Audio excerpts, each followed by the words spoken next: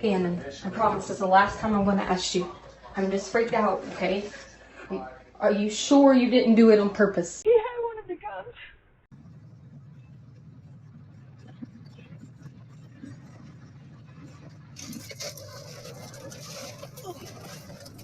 He's trying to threaten. She keeps threatening me. Stop. Well, she keeps threatening Stop. me. I am Letecia Stauch, which is Gannon's stepmother. On January the 27th, 2020, an ordinary Monday in Colorado Springs turned into the beginning of a nightmare. 11-year-old Gannon Stauch was reported missing from his family's home. At first, it seemed like the kind of tragedy that sadly plays out far too often. A young boy vanishes, a desperate search begins, and the community rallies in hope. But as the hours stretched into days, and as the story began to unravel, it became clear that this was no simple disappearance. Beneath the surface of press conferences, missing posters, and emotional pleas for help, something sinister was hiding in plain sight. This wasn't the work of a stranger lurking in the shadows. The danger had been inside Gannon's home all along. What followed was a chain of lies, manipulation, and cold calculation. A story that would expose the darkest depths of betrayal. Because behind closed doors, the person meant to protect Gannon wasn't his saviour, but his executioner. And the details of what happened to him remain some of the most disturbing in recent memory. I'm Fiona, and this is Case Continued.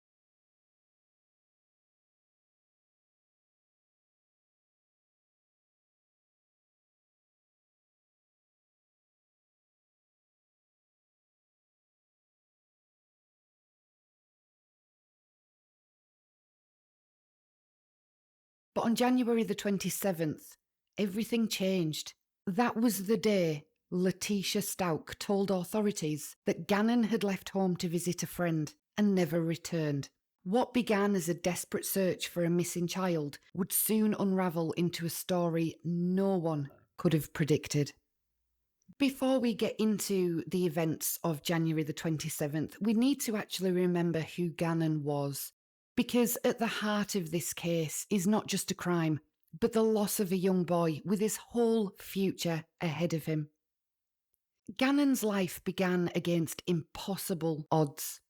Born 4 months premature, weighing just £1 6 ounces, he entered the world with doctors giving him only a 10% chance of survival. He had a collapsed lung and he required a feeding tube. Every breath, every heartbeat was a victory. Family and friends watched in disbelief and awe as this fragile little boy grew stronger each day, defying expectations and emerging as a healthy, bright, and gifted child. He was born extremely premature and he survived. Gannon's great-aunt Veronica Birkenstock told People, even surviving, there was reason to believe he might face severe disabilities, but none of that manifested. He was talented, curious, and gifted. Truly a miracle. From the very beginning, Gannon's life was extraordinary. a testament to resilience and hope. And it was this very spirit that would make the events of January the 27th all the more heartbreaking. Gannon was 11 years old at the time of his disappearance, a fifth grader with a big imagination and a gentle heart.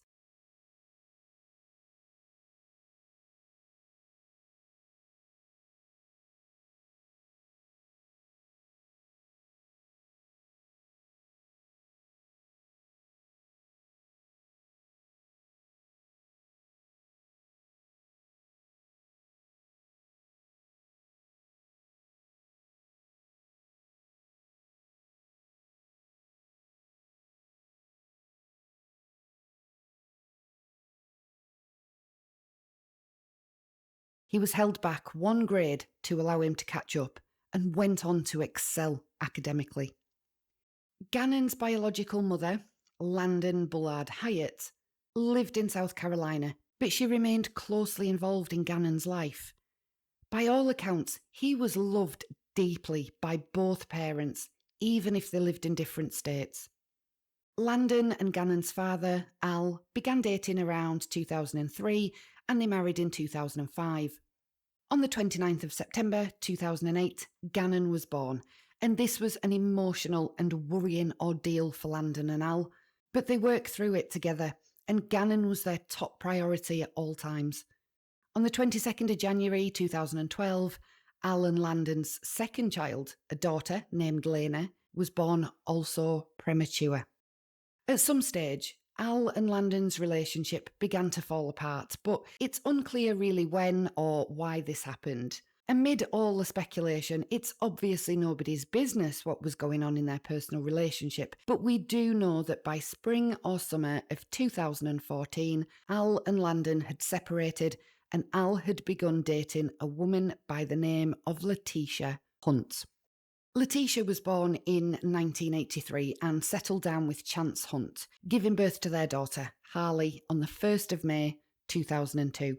The couple separated in 2008 and around November 2010, Letecia was employed by Horry County School District. Letecia met Al in 2013. They played softball together along with Landon, who sources say considered Letecia a friend. According to reports, Landon had known Letecia before Al. At this point, Al didn't have custody of Gannon and Lena. He shared custody with Landon. They lived in Myrtle Beach, South Carolina, and despite the split, everything was civil between the pair, with both seemingly moving on. In September of 2014, Al and Landon's divorce was finalised, and Al and Letecia moved to Charleston, South Carolina, with Harley, and Gannon and Lena visited regularly. On the 2nd of October 2014, Chance Hunt, Harley's father, died. Letecia told Harley he'd been murdered in a burglary gone wrong. In January 2015, Al and Letecia married. On the 29th of June 2015, Letecia resigned from her teaching position with Horry County and the family moved back to Myrtle Beach, where they owned a home. Al says himself that he was impressed with Letecia's credentials and how well educated she was. He said she was a very intelligent lady and he seemed to have had a lot of respect for her academic background. Al himself was well educated. He studied psychology at Liberty University, graduating in 2010, and space studies at American Military University, and he was serving in the National Guard. Long before Gannon's disappearance, Letecia Stauch, who often went by the nickname T online, presented herself as an accomplished educator. On her social media and LinkedIn, she claimed to have worked as a curriculum developer in Colorado's School District 49. But when reporters checked, the district said she'd never actually held that position. Whatever she's posted is not correct, a spokesman stated flatly. What we do know is that Letecia was licensed in Colorado in March of 2019 to teach elementary education, special education, and social studies. She'd previously earned a political science degree, a master's in curriculum and instruction, and in 2019, a doctorate in education from Liberty University. On paper, her career looked ambitious, even impressive, but behind the polished image, Her professional life was filled with turbulence that Al really had no idea about. They gave the impression of being a happy couple, families seamlessly blending and prioritising the children. Landon, Gannon's mother, was a health and PE teacher at the time. She graduated from Green C. Floyd's High School in South Carolina and studied at Coastal Carolina University and Coker College. She went on to marry Mike Hyatt and eventually fell pregnant with her third child. Things seemed to be going well for everyone. Gannon loved both his parents fiercely and he adored his sister Lena. He was happy. But within the home where Gannon was supposed to feel safe, tensions simmered just beneath the surface. His father's military career often kept him away for stretches of time. That meant Gannon and his sister were frequently left in the care of Letecia, a woman who, as we'll soon see, would become the central figure in this tragedy. In June of 2016, Al received a new army assignment in Alaska. Letecia was far from enthusiastic. She openly complained about the cold and insisted that there was nothing to do there. She was bored, she was lonely, and she was feeling under pressure. At this time, Landon had Gannon and Lena for most of the year so they could complete the schooling, while Al and Letecia had them during the holidays. Al and Letecia's marriage was seemingly already under strain, and by March of 2017, Al filed a petition for modified custody of Gannon and Lena. A year later, in March 2018, that petition was granted, giving him more time with his children. Life in Alaska seemed to intensify Letecia's unhappiness. On one occasion, she told Harley that they were having what she called their last dinner together because she had already taken them, referring, it was assumed, to pills. Harley was beside herself, but nothing was done about the situation and no help was sought for Letecia after this suspected overdose. By the next day, Letecia was still alive, fine and well, and Harley later said that they never spoke of that incident again. That's very strange. After filing a complaint alleging that some of Al's fellow soldiers had sexually harassed her, the family relocated to Colorado Springs in 2019, where the Army reassigned Al. They moved into a beautiful rental home at 6627 Mandan Drive, and this should have been a period of stability for the family. Gannon, who adored his mother, got to call her 5 nights a week to talk and looked forward to holiday times when he could visit. Landon had to spend an extended period of time in hospital as she was high risk with a pregnancy, hence the temporary change in custody agreements. In May 2019, Al suffered an accident in his garage while he was woodworking, severing the tip of a finger. He was prescribed hydrocodone for the injury. He never finished the medication and left the remaining pills in his nightstand, just in case he might ever need them again. By the autumn of 2019, Letecia's behaviour became increasingly erratic. She reported being involved in a hit-and-run accident, but police confirmed no such incident occurred. The claim was unsettling, given that Letecia's own father had been killed in a hit-and-run years earlier. Around the same time, she claimed her home had been burglarised, only to later admit that she fabricated the story. Professionally, she was on shaky ground. Letecia was working at French elementary school, but reportedly struggling in the position after a few years of unsuccessfully keeping employment.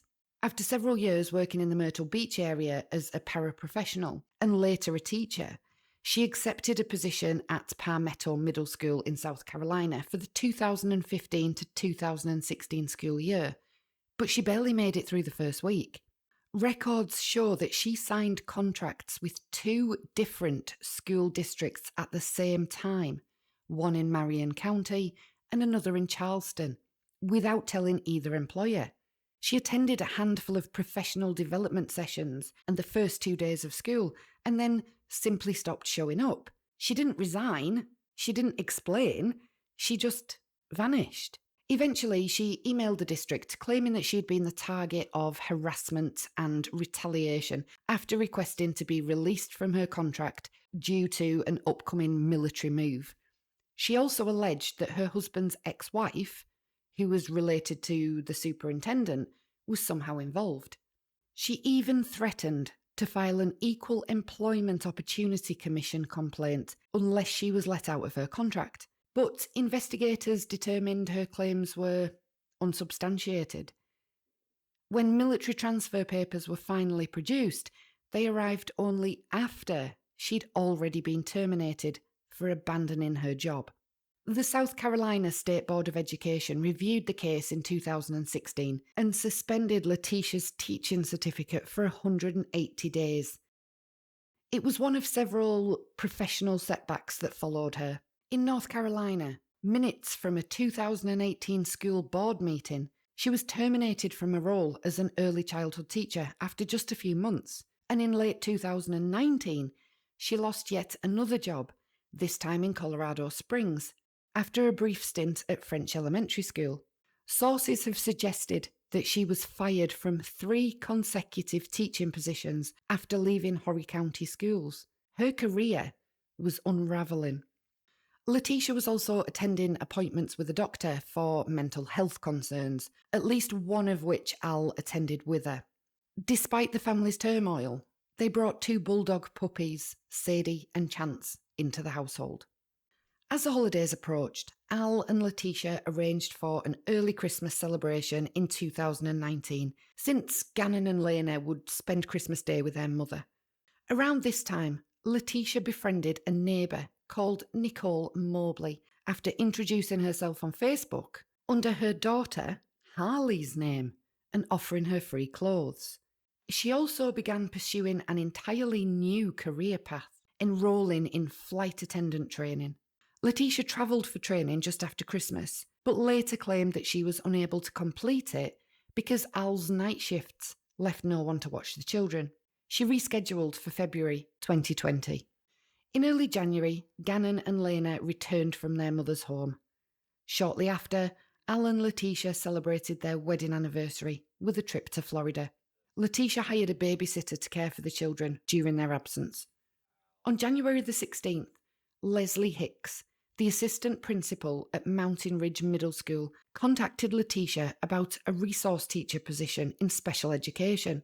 Letecia accepted a trial placement and began working at the school later that month. By mid-January, Al's mother came to stay with the family for about a week. On January the 25th, Al drove his mother to the airport after dinner and then remained there overnight to catch his own early morning flight. The next day, he travelled to Oklahoma for 2 weeks of National Guard training. What Al didn't seem to be aware of was the fact that Letecia had quite a substantial history with law enforcement. Court documents revealed that Letecia's criminal past stretched across 4 states and involved 3 different aliases. Her rap sheets included arrests for battery, grand theft auto, making threats, and domestic violence. At one point, she was even sentenced to prison. Her troubles began not long after graduating high school in 2001. That same year, she was arrested in North Carolina for stealing a car. Records show that she was originally convicted of felony larceny, later reduced to a misdemeanor charge of unauthorized use of a vehicle. For that crime, she received a 45-day jail sentence, though her time already served counted towards it. She was also placed on probation for 18 months and ordered to pay just over $1,000. Additional charges from that year, communicating threats and simple assault, appear to have been dismissed as part of her plea deal in the auto theft case. But her legal troubles didn't end there. A few years later, she was again arrested in Virginia for traffic-related offences. Court records indicate she managed to avoid further jail time by paying fines for those infractions. Despite this checkered past, Letecia had later carefully crafted a very different image for herself online, even going so far as to brand her Instagram under the name Dr. Stauch. Al also didn't know that he would never see Gannon again. He disappeared on the 27th of January, and on that winter morning in 2020, it was Letecia's version of events that would shape the very first hours of Gannon's disappearance. January the 26th, 2020, was the beginning of the end. That afternoon, at 2 p.m, Letecia took Gannon and his sister Lena on a hike at the Garden of the Gods.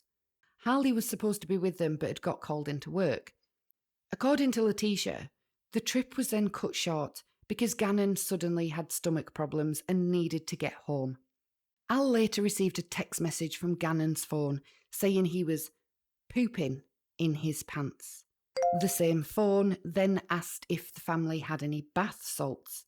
A follow-up text said Gannon couldn't visit a friend whose brother had a car unless he brought bath salts.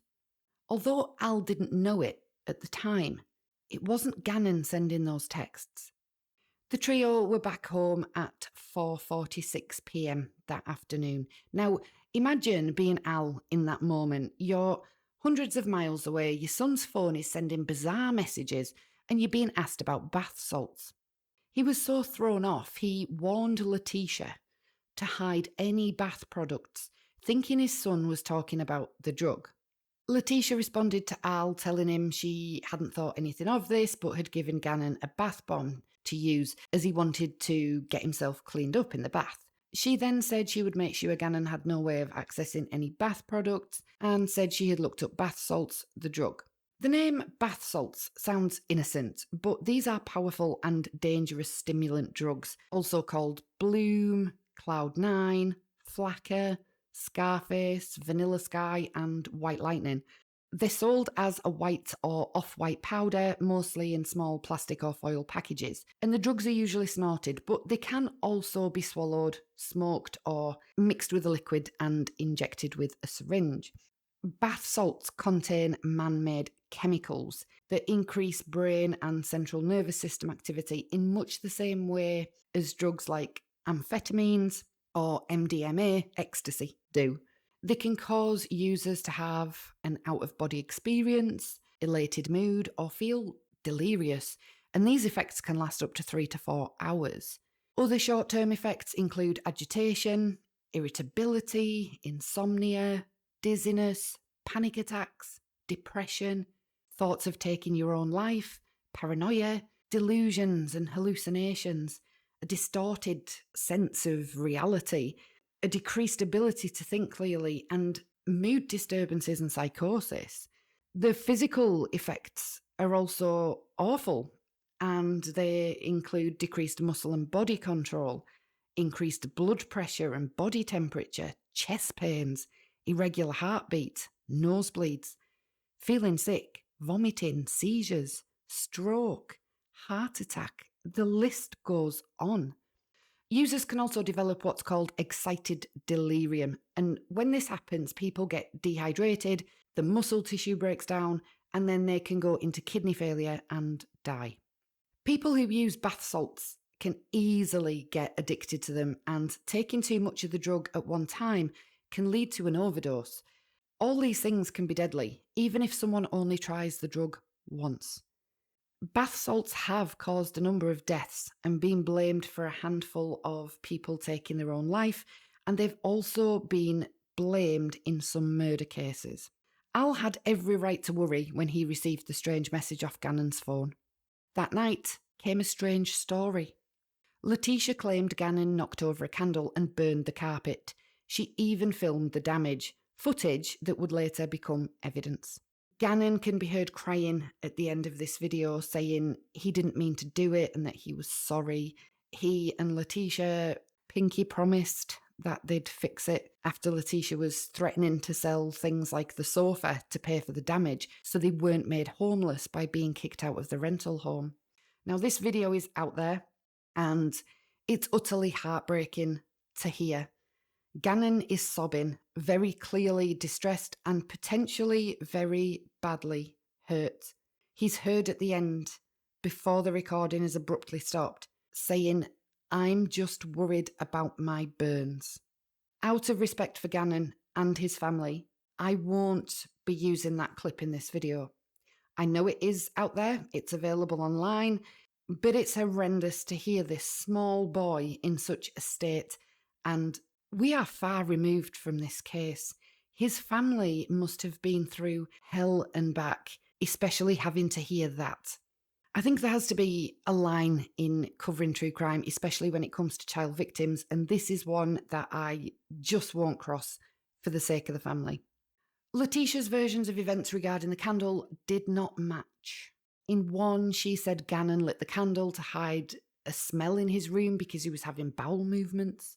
In another, that he was secretly playing Nintendo Switch past his bedtime and panicked when she walked in, knocking the candle over. Two completely different explanations for the same incident, neither of which made sense. Why would Gannon need the light from a candle if he was in the dark playing his Nintendo Switch, which has a lit screen? Lighting a candle as fragrance also isn't necessarily something an 11-year-old boy would typically think to do for himself. Letecia's daughter, Harley, would later say at the end of her shift at Massage Envy that evening, she got some confusing texts from her mother saying, "Do not panic, but Gannon turned a candle on downstairs." Letecia then followed up by saying there had been a lot of smoke and a lot of fire. Letecia had even sent Harley a picture of the candle and claimed that their dogs had to be rushed outside by Lena. According to Letecia, a fireman friend even came to check the scene. And then came the claim to Harley that Gannon had run into the street, screaming about hating his life. Harley later told investigators this didn't sound like Gannon at all. She'd never seen him act that way. Later that night, Letecia urged Harley to say goodnight to Gannon, something they didn't usually do on a day-to-day basis. Letecia said that Gannon was acting strangely and sleeping in Lena's room, though Harley later recalled that that really wasn't normal for him. She couldn't even remember if Gannon responded when she checked on him, and that detail would haunt her later.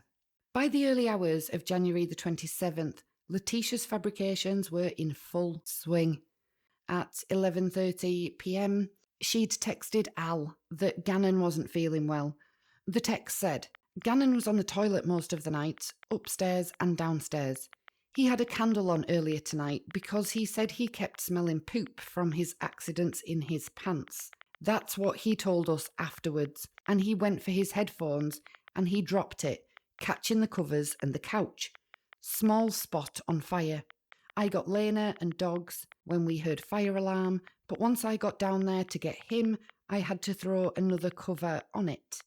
It was minimal, so no need to call for help or anything because nothing too bad. He is just upset and wrote on the notebook he is sorry.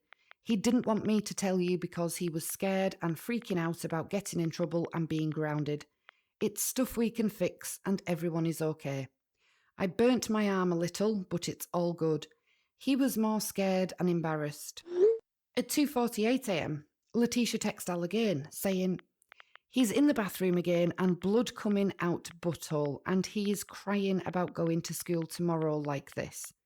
He is still upset about the candle accident, and I told him it's fine and that as long as he's okay, not to worry about something minor we can fix. And so let's worry about him instead." Al didn't respond to either of these messages, so Letecia sent another text to him again at 3:36 a.m, stating, "I'm just going to give them an excuse at work and stay with him. I don't think he should be here alone. We haven't really slept, and we haven't heard from you by call since you left Saturday night." By 4:40 a.m, Letecia had messaged her employer, Leslie Hicks, claiming she couldn't come to work because her stepfather had died in a car accident. When Leslie asked what her plans were so she could arrange cover, Letecia said that she had to go to the West Coast and then berated Leslie, saying, "That's my parent." But her stepfather had actually died years earlier. Why lie about something so specific, so easily disproved? Letecia continued texting Al, who responded to her briefly about Gannon, but then stopped replying. Letecia sent him a photo of the candle wax. Between 8:09 and 8:16 a.m, Letecia bombarded Al with text messages. He told her he was in class and, again, stopped responding. At 8:14 a.m, Letecia took a photo on her mobile phone of Gannon sleeping in bed. His Nintendo Switch was on the bed just next to his hand. At 16 minutes past 8, Letecia sent Al a photo of the couch. At 18 minutes past 8, she sent him a different picture of Gannon sleeping and wrote, "He is sleeping now. He said his stomach was really bad, plus he was upset about what he did. I told him you weren't going to ground him for a year, and that's replaceable." Harley left the house for work around 8 a.m. and clocked into Massage Envy at 8:30. Between 9:21 and 9:24, Letecia and Al exchanged text messages about the bath salts, the friend with an older brother with a car, and TikTok. Letecia wrote, "He was watching TikTok, hiding it before you left, and I saw him looking at something where people throw quarters into the air and catch them. I told him about my brother Dakota and that he did that years ago and got lodged and no air, and my mom rushed him to the hospital. I was wondering why he was saying strange things out of character, so I blocked the switch from the Wi-Fi and Amazon because he was asking Alexa about it. That's why we went hiking, because I told them no technology all day." Throughout the early morning, Letecia kept doubling down on her bath salt story, even forwarding Harley screenshots of her conversation with Al, stating, "Oh my God, something's not right." At 12 minutes past 10, she left the house with Gannon in Al's red Nissan Frontier. A neighbour's surveillance camera confirmed the two leaving together. But at 10:37 a.m, Harley received a text from Gannon's phone saying Letecia had left her own phone at home. Oddly enough, though, Letecia had also sent a text message to Al stating that she'd left her phone at home and to call Gannon's phone so he could talk to her through her watch, minutes before she actually left the home. At 1:22 p.m, Letecia was caught on surveillance at Petco on North Nevada Avenue buying dog supplies. Gannon wasn't with her. It's presumed she left him in the truck. Between 1:20 and 1:21 p.m, texts went out from Gannon's phone to both Harley and Al. At 1:22 p.m, Letecia returned to Petco. At 19 minutes past 2, Gannon's phone searched, "Can my parent find my cell phone if it's off?" Minutes later, the red Frontier pulled back into the driveway. Surveillance captured what looked like Gannon exiting the back seat of the vehicle and walking inside, followed by Letecia. At 2:26 p.m, Letecia moved the family's Tiguan into the garage and was briefly caught pacing outside before going back indoors. Think about it. In just over 24 hours, Letecia had gone from bizarre texts about bath salts to contradictory fire stories, to staging photos, to fabricating deaths, to suspicious trips caught on camera.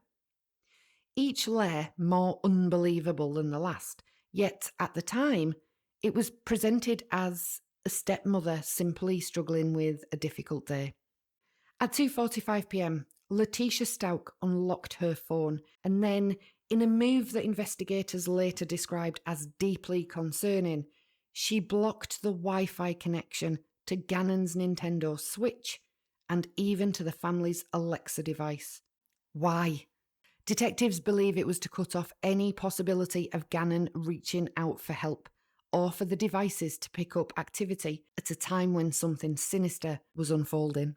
What happens next is almost unspeakable. Despite Gannon already being injured from the so-called candle accident, and despite the fact that toxicology would later show that he had hydrocodone in his system, that still wasn't enough for Letecia.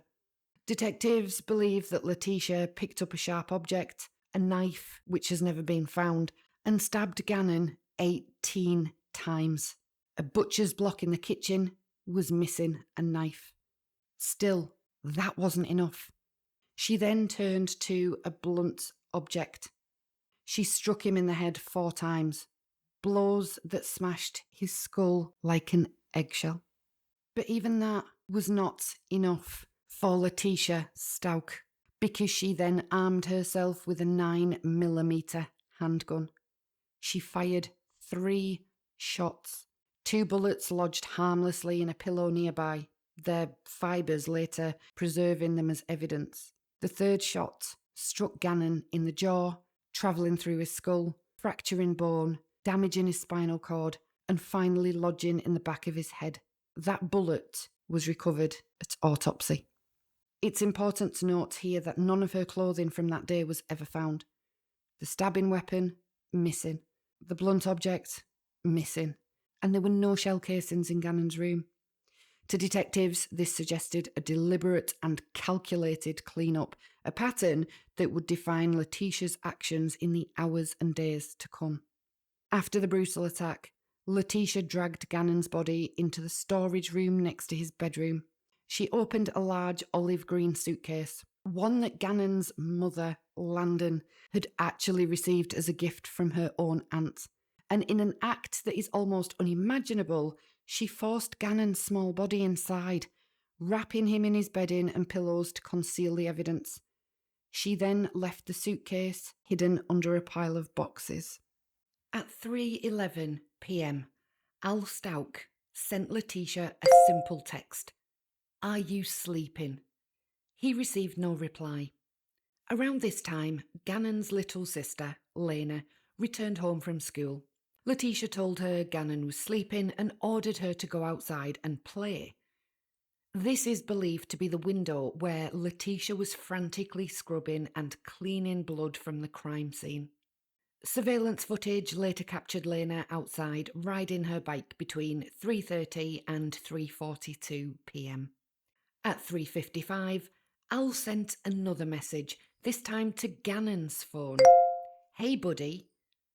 That message would sit unread until 7:40 that evening, and when it was finally read, it wasn't by Gannon. By 4:42 p.m, Harley, Letecia's daughter, arrived home from work. Almost immediately, Letecia asked her to take Lena out to pick up cleaning supplies. The receipt for trash bags, baking soda and vinegar would later be discovered in Letecia's Tiguan. At 6:27 p.m, Letecia texted Al, telling him that Gannon had gone to a friend's house and was supposed to be back by 6, but he hadn't returned. By 6:55 p.m, she escalated things further, calling El Paso County Sheriff's Office dispatch to report Gannon as a runaway. They were closed for the day, so she called 911. Well, 6627 Manson Drive, Colorado Springs.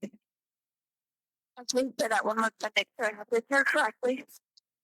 667 Manson Drive. Okay, the phone number you're calling. 843-7460. Your name?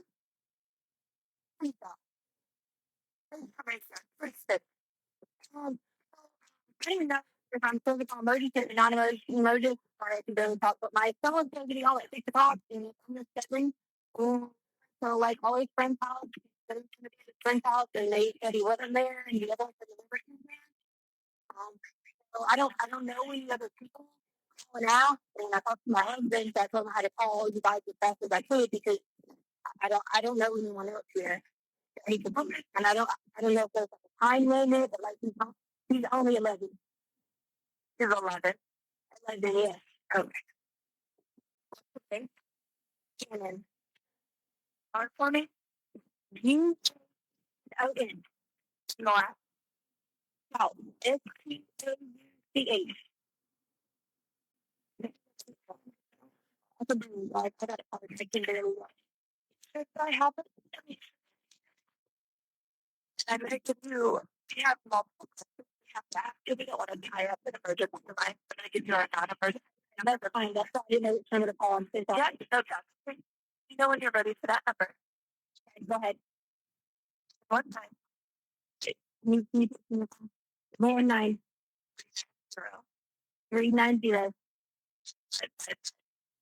5555.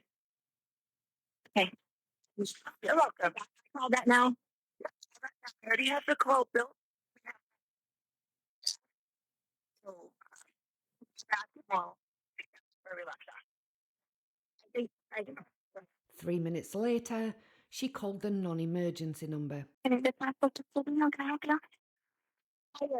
I called them, and they said I had to call this number because My 11-year-old son was supposed to come home at 6, but he didn't. I know it's only 7, like, we went to both of friend's house, and they said he wasn't there. And it's kind of like feeding and stuff. I was like, yep, didn't drive. And so those 6 or 7 murder. Mandan, Mandan. What is your son's name? I'm sorry, what? What is your son's name? Gannon, Gannon. Allen, Jacob. And what was your last name? Maybe around like you know, 3:30 maybe. Between 3:34 and he was supposed to be at home at 6. So we let up all the time, like go to the neighbor's house, his house, they ride bikes, do everything together. No. Or G-Man, but that's kind of like something parents call him, but not friends. Why? Was he? Oh my gosh. Oh, I don't know. Hold on, hold on, hold on. I don't know. I'm sorry. I really do. I 4 foot. Hey, my sister, 90 pounds. What's her hair color? Um, has iPhone. Um, what's that? Fair. Latino. No. 92908. Sorry, my hands are shaking. I'm freaking out. No, it's so good. Not off the top of my head. It's in the house. It's no. No. Really? No. No glasses. No, no glasses. I mean, unless you look with your shades on, but I mean, you don't have glasses. What's he wearing today? He had on a blue jacket, zipped up. Blue Tennessee. He takes Vyvanse every day. Sorry, what was that? He takes Vyvanse for ADHD every day. Medical, mental, physical. No, I mean, he just sees a counselor for mental help for the ADHD, but that's it. Is there alcohol or drugs? No. No. Physical attributes? Anything unique? No, just white boys down here. I, yeah. He does, but we haven't found it in the house yet, so we're not sure if he had it. You know, he was using it earlier today. Hold on. Dog is calling me. I'll get it in a minute because she went looking at the part. Oh, let's see. Okay, he didn't find it there. That's why I want to make sure. I had you do all 8 3 0 4 then 2 4.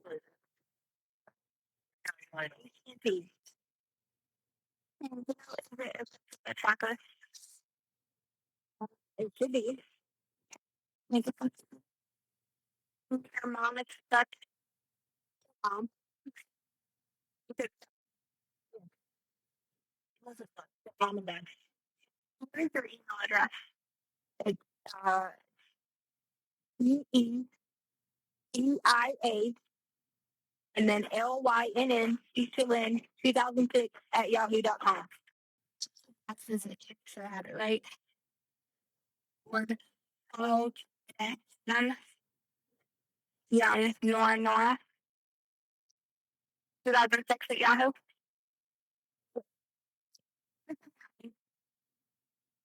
No, but last night, okay, so there was some things happened last night and today, weird with my husband, we can tell him the officer about or whatever, but I don't know that that would have been anything he would have been worried about.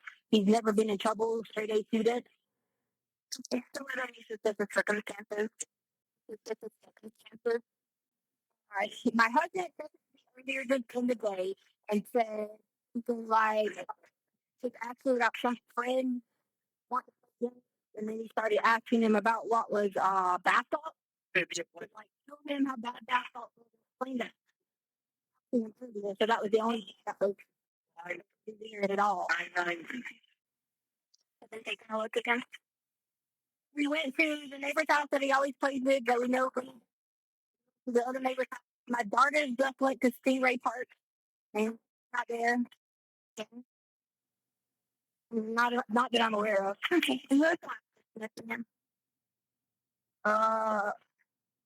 I guess me. He was in the house and I was working out and looking every day. They have to play outside so many hours when it's nice before they get technology, and that was what he was supposed to be doing. Was he on foot or did he have ice to skateboard with him? Well, his here. Okay. Look at the skateboard. Yeah, not here. Then was he with him when he left? I don't know that. I was in the house. And my husband let them, walk around the neighborhood with the rest of the kids and things like that. So I don't even know any of the parents. I had to call him to get them their address. Any weapons? No, not that I'm aware of. No, I don't think. Okay. We'll go to the violence and I'm still on this. No.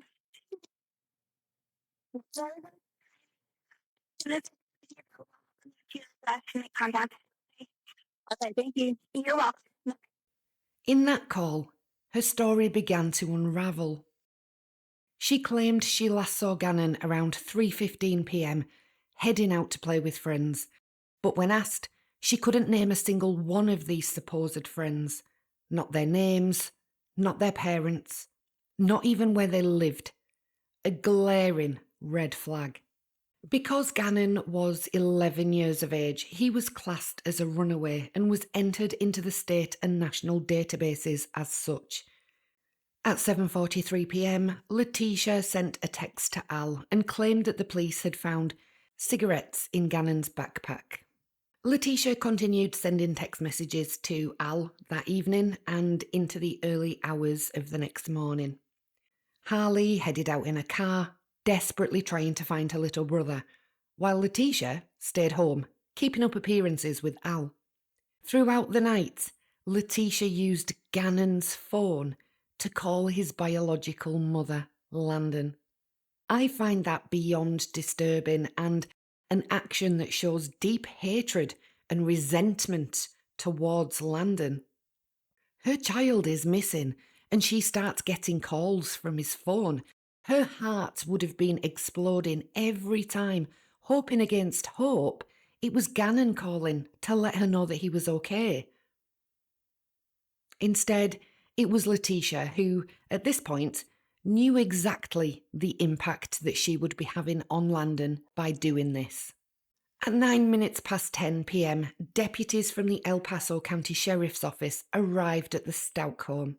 We go by priority, and Well, the neighbors have been awesome, so they helped out. And they could probably do more than we. Yeah, we got two bodies, so exactly. That's what I was telling my husband anyway, because he was upset, and I was like, honestly, the neighbors have already pretty much done a lot of the work. Yeah, there's a ton of them out there. So yeah, we could get posts and pictures, and we did find someone did send us a video picture or something, and he was holding his Switch case. His what?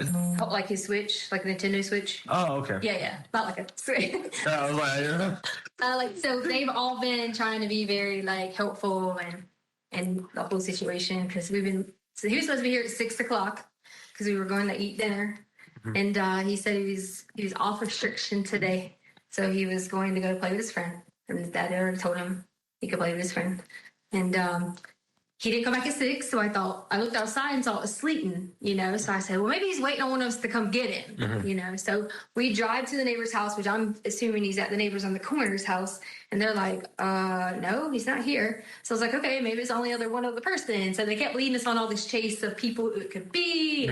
We covered a lot of houses, and at this point, the neighbors all stepped in and kind of went to the houses ourselves, and because they told me to wait here, and she went to a bunch. Okay. But sorry, I've been freaked out the whole time. To add to it, I'm almost positive he is with someone that he knows because he searched on his phone. Can my parents find me if my if my phone is off? He also, and I'll let you look at this, sent my husband some crazy stuff that was like, so he sent my husband a message that says, "Do we have any bath salt?" And then my husband said, "For a while, ask me." And then, because my husband didn't think, like what he was talking about. And it says, "My friend said if I get some, we could play." And he has a Sonic there this weekend. Because he's big into like Nintendo Sonic. Yeah, right. And then my husband said no. So then he said, "Can we play today if my tummy stops hurting?" And so my husband said he'd call him. Then he said his brother has a car for a sleepover this Friday. So that's why we were trying to find some of the kids that we knew we didn't know, other people. Brothers That had older siblings. So that's how the whole thing got started with this Jimmy kid. We feel bad, but we didn't start that. So everybody goes pounding on this Jimmy kid's house and looking for, people at Gatlin. And the kid was asleep and he didn't have an older sibling. So it kind of got, how social media gets blown all out of proportion like that. So, yeah, so that's pretty much what we got. And then, and we did, my husband was like, go through his book bag and stuff like that. We found like a cigar in there. It was I guess a cigar. Has any used the marijuana that you know about? No, he's never even been like this. Like he did start coming to brothers are hanging around and smoking pot. The thing is, he is at Grand Mountain and they're mixed with the, he's 5th grade. 11 years old, and they also have the 6th, 7th, and 8th grade there now. Now, I know the school does a really good job because I work for the school district to separate the kids in the different, the 4th, 5th graders, 6th grade, but that doesn't mean they still don't meet each other in Larson Ranch, and that's the thing because he does go take his bike up to Stingray Park, and is that the name of that little park? Whatever the park is up there. Yeah, I know what you're talking about. And things like that. So that's kind of like pretty much that's what we got. Okay. Did you give our dispatch the social? My husband has the social. I'm going to have like a blurry version. I don't know if I can read it. But he was like freaking out saying, I can't go find social. I'm upset. He is me. So I was like, I apologize once again that we got pulled. I mean, there was something pretty urgent on the definitely. You want to get people that are. He said he lost the socials. So y'all have hit all the friends' houses, or at least some of the people that are out. That we know. Is the social on his military ID? It might be if you consider him. Was there anything missing? No, there was nothing missing. He just had his game, which he's a huge, like crazy Mario, Sonic. He had that with him, and that's it. That's all we seen missing because my husband immediately said, "Go look for the guns." And like I immediately went in there and I couldn't find one, so I was panicking. But you know how you're looking for something, and and so I'm like, oh my God, it's gone. And then I realized, okay, it was hid behind some clothes, whatever. So all the guns are accounted for.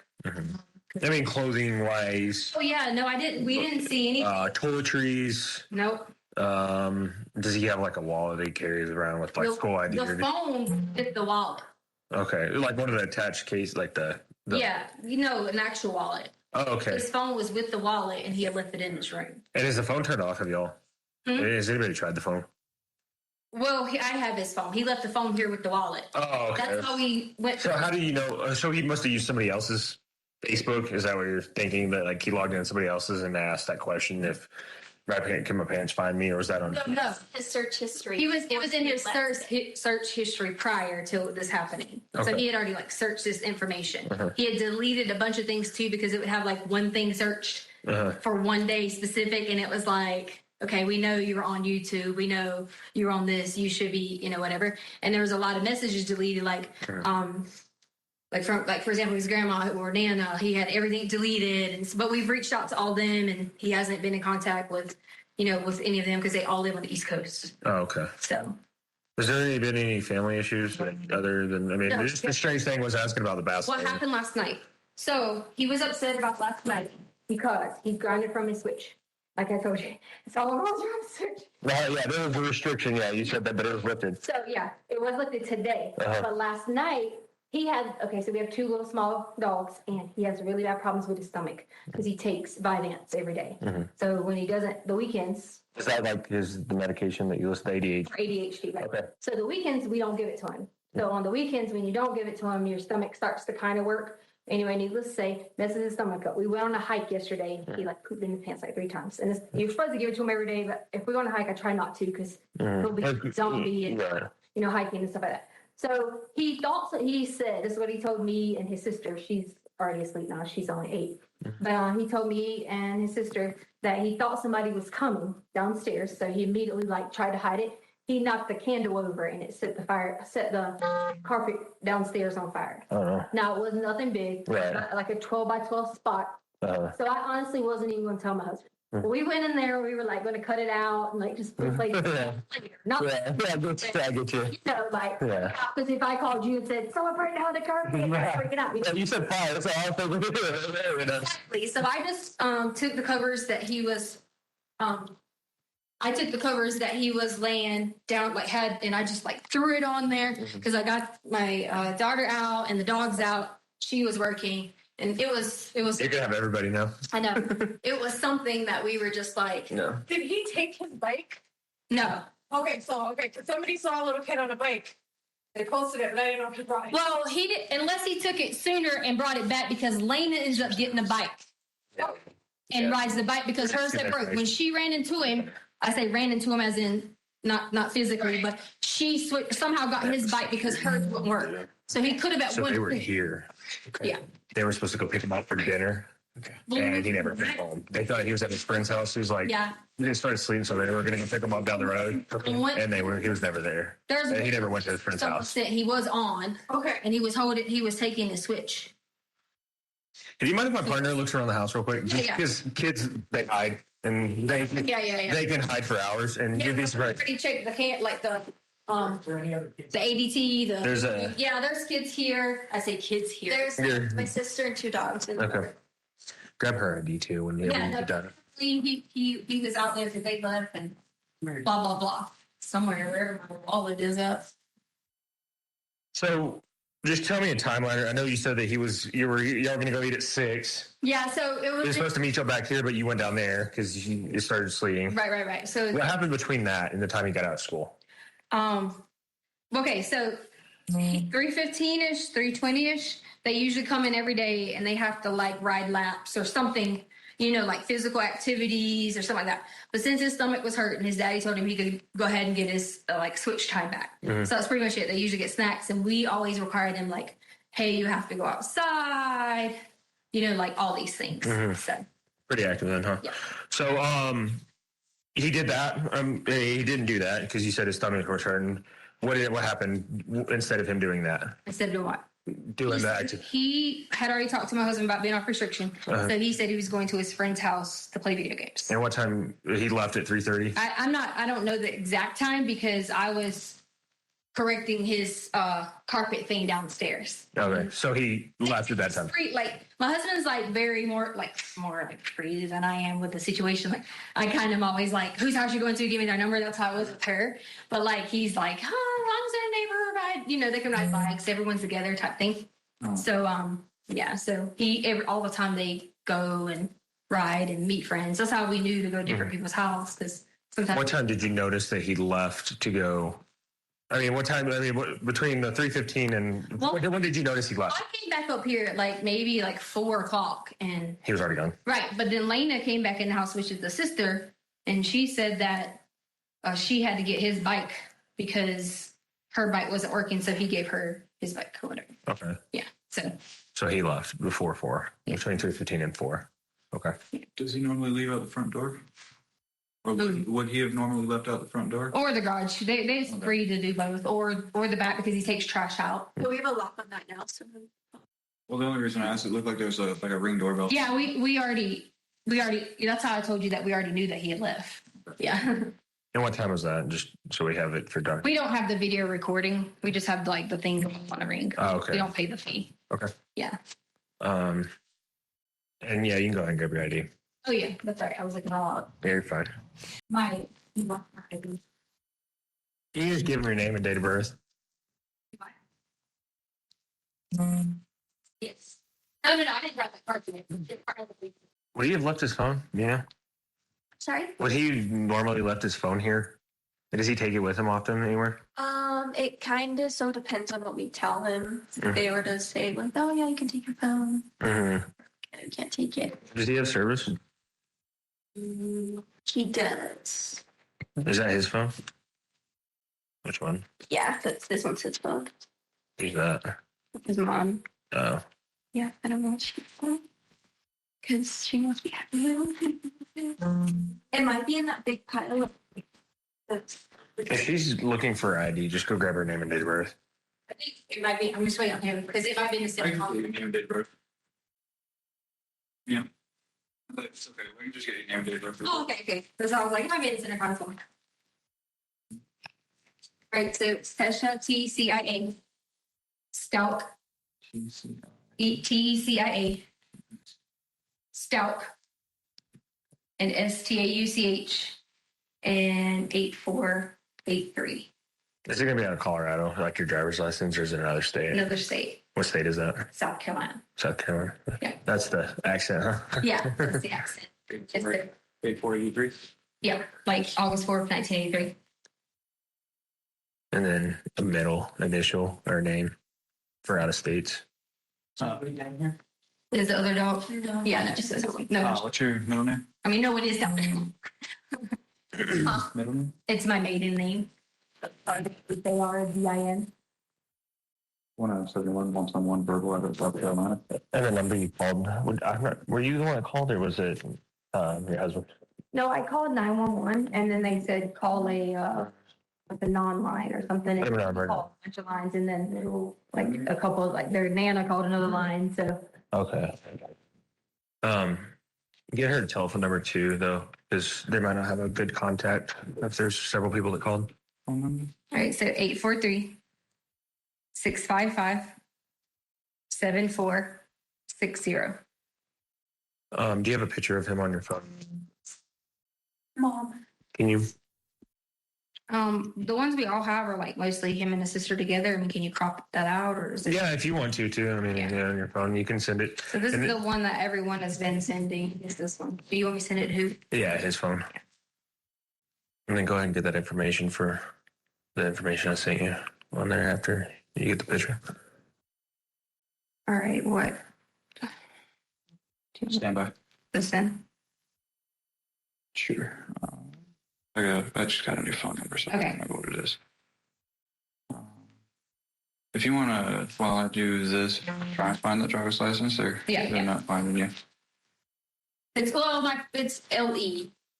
If you're running me in, like instead of TECIA, it's LETCIA. Okay. And Letecia. One I'm saying one. You try Lincoln Edward, Tom Edward, Charles, Ida Adam for the first name.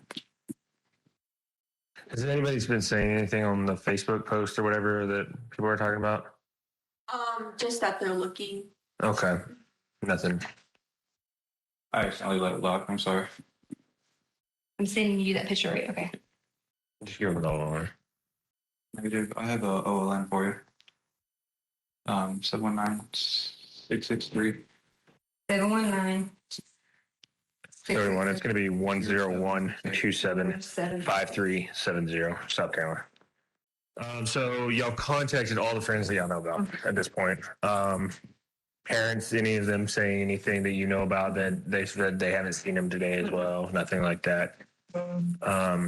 Okay. Nothing other than him taking his Switch, his game thing. Nothing else missing. He didn't ride his bike. You just told her, right? Yeah. Okay. Nothing other than that. There are no suspicious circumstances. I mean, other than some weird text that I guess he was sending Dad about bath salts. Mm-hmm. Okay. He's got some other information, just some medical stuff that we would like to have, and he's already listed as runaway.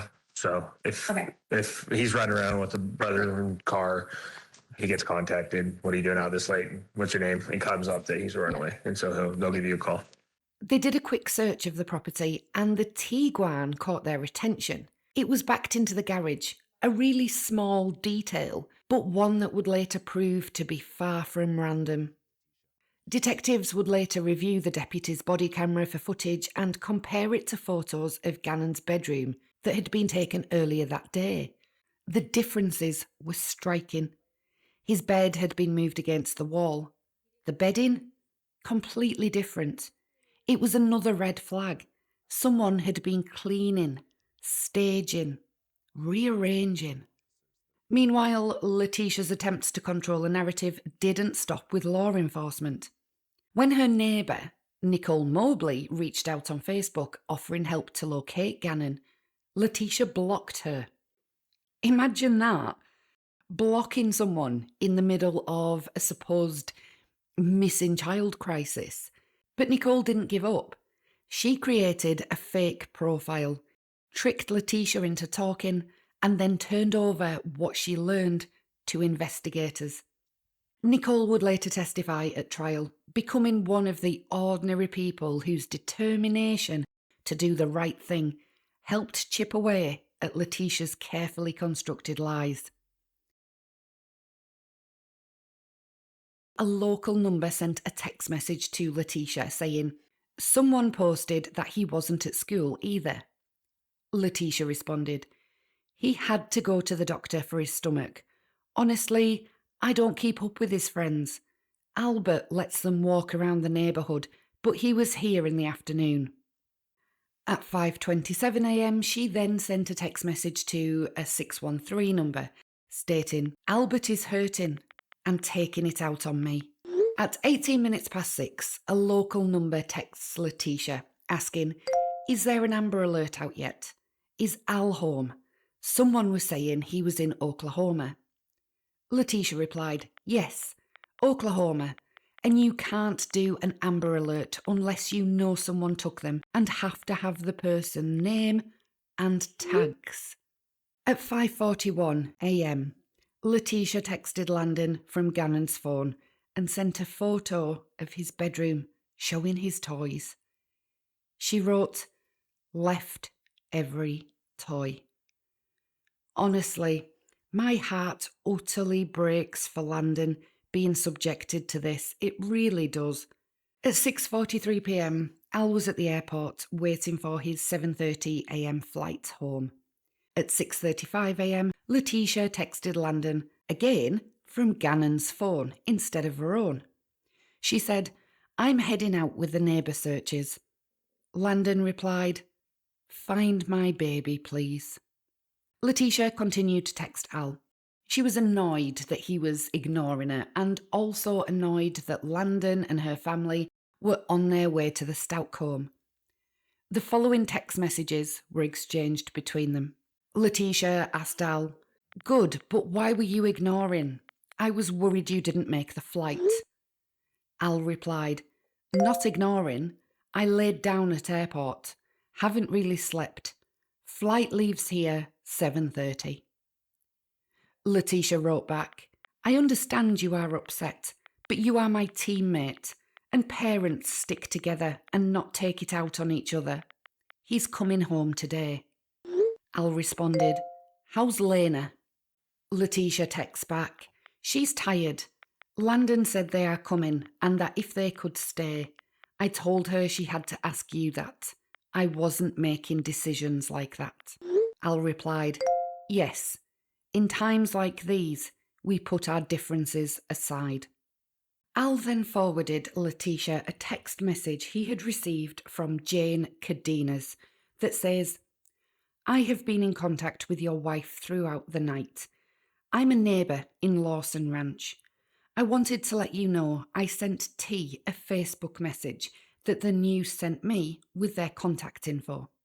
They said if you can call their newsroom, KKTV, they can get a statement released ASAP." She then forwarded Al the text that the newsroom had sent her, which said, "We need someone from the family to call our newsroom. If you know them or know someone who does, please pass along our information." Jane then followed up with, praying for you all. We are currently getting a meal train set up for you, so you have one less thing to worry about. Please do not hesitate to reach out if you need anything. As Al was forwarding that message to Letecia, Letecia responded to Al's text about allowing Landon to stay.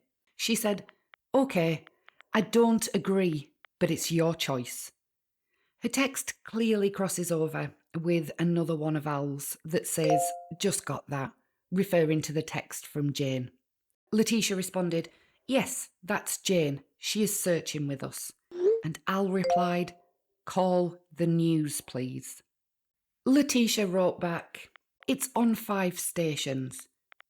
Please don't change your plan, because I want you guys to be able to be together, but I'm probably going to stay somewhere else." And Al replied, "Then do that." Letecia responded, "Okay, I don't want anyone here cursing and flipping out. Thank you. Well, I'm heading out to the searches." Al texted back, "Okay." Letecia then sent another message to Al saying, "Can you call me?" Al replied, "In a minute." This clearly annoyed Letecia, so she responded, "Well, somebody saw him, but I guess you are too busy talking to someone else instead." Al called Letecia and then actually hung up on her after 53 seconds. Letecia sent him a text message straight away saying, "Oh my God, what happened, Albert?" Al replied, "I'm trying not to lose it in the airport." Letecia texts back, "Please don't push me on the location. I don't understand things if you don't communicate." Al replied, "Text it." Letecia then appears to forward or write out a text message that she had received regarding Gannon. It read, "Last night, about 6:30 p.m, we saw him running off in the rain off Academy and Fountain Road area. The boy was running westbound on Fountain Road. Good luck on your search and sending prayers to you and your family. I can't imagine what you guys are going through." Letecia then sent a follow-up text adding, "I was telling you to see what you want me to do. We have 100 people searching." Al replied, "Do what you think is best." He then wrote, "If he was in that side of town, he was taken and trying to run." Letecia replied to this text message saying, "Wait, where is that? The bad Burger King? Okay, a team is going out that way. Lena can't go to school. She's falling out crying. What's our plan when you get here?" Al replied, "Let me get there and we will make a plan." Letecia responded, "Okay, Landon said she is going to whatever neighbourhood that he was seen in last night and knocking. How did Jane contact you? Everyone said she is trying to get me, but I haven't gotten anything." Al replied, "Text. That was the one I sent." Letecia wrote back, "Okay, neighbours were asking me." Al responded, "That's all I got." At 7:27 a.m, Letecia sent another text to Al to tell him that she'd talked to the news. Al was on the plane waiting for takeoff and he replied with a simple "okay." Letecia responded, "Yeah, I tagged a few of them in an Insta post. Principal just called PPO. Do you have the case number? I can't find the card and the news needs it." Al replied to this with Deputy Sean Donahue, EPSO, and gave her the phone number and case number. Letecia then asked Al, "Are you going to be driving a lot?" And Al replied, "I assume so. Why?" Letecia said, "Okay, I was going to get a small economy car for miles and gas. You think that's okay?" Al replied, "Sure." Letecia asked, "Have you left Denver?" And Al replied, "On the plane, airplane mode, only like 30 minutes flight." Now, at the time of Gannon's disappearance and when the news first broke about him being missing, we weren't privy to these text message exchanges. I don't know what you're thinking about them now that we can add them into the timeline like this, but I personally think Al must have been absolutely enraged by Letecia's self-centeredness and manipulation, which is obvious when she's saying things like, Please don't change your plans because I want you guys together, meaning Landon, but I think I'll stay somewhere else. I actually love Al's response here, and I can only imagine Letecia's face when she received his retort. You do that. Two parents have just found out that their only son is missing, and Letecia is making it all about her and her relationship with Al. She's saying things to get some kind of validation from Al. She wants him to say, no, don't go. I can't do this without you, Letecia. I don't need Landon to be around us. I just need you. And sending photos of Gannon's toys to his mother from Gannon's own phone. Utterly disgusting. So now we know that this was happening at the time. What do you think about these messages? Let me know in the comments and let's get this discussion started. What you've heard so far is only the beginning. The case of Gannon Stauch holds far more twists, contradictions and disturbing revelations than can ever be contained in a single video. This is just part one of a short deep dive series, and in the next instalment, we'll be uncovering even more of the darkness hiding behind this tragic story. So let me ask you, when you first heard about Gannon's disappearance, or if you'd been following back then, did anything about Letecia strike you as unusual in those first 24 hours? Or did she just seem like any other step-parent reporting a child missing? Looking back now, what stands out the most to you about that 911 call? And if you weren't following the case back then, when did you first hear about Gannon's story? Share your thoughts in the comments. I'll be going through them as I work on part 2 of this series. If you found this video valuable or you enjoyed it, please don't forget to hit the like button. It really helps more people discover this channel. And if you know someone who follows true crime beyond just the big headlines, please consider sharing this video or this channel with them. Sharing makes a massive difference. It's how the channel can grow and reach people interested in stories like Gannon's that deserve attention. And of course, if you're new here, I'd love it if you subscribed so you won't miss the next part in this deep dive series. Before I go, I just want to take a moment to thank all of you who are subscribed, watch and support this channel.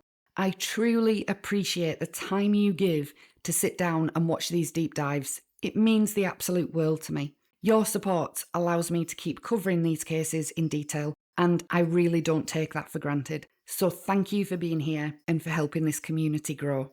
I'll see you all in the next one. In the meantime, stay curious, stay kind, and take care of yourselves.